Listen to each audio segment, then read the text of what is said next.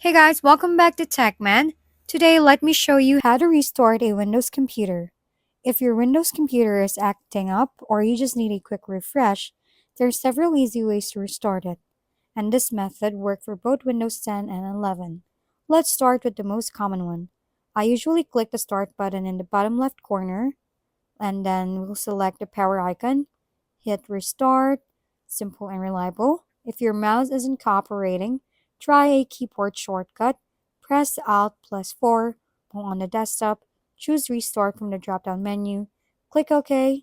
Another powerful option is Control Alt plus delete, especially useful if a game or app freezes. From there, select the power icon and restart. You can also press Windows plus X to open the power user menu, then choose shutdown or sign out, followed by restart. For advanced users, open Command Prompt as an administrator and type shutdown/r, then press enter. And if everything completely freezes, hold the power button for about 10 seconds to force a shutdown. Wait a moment, then turn it back on. If we've been helpful, kindly give us a thumbs up and don't forget to hit the subscribe and bell button for more contents. For any questions and suggestions, comment down below.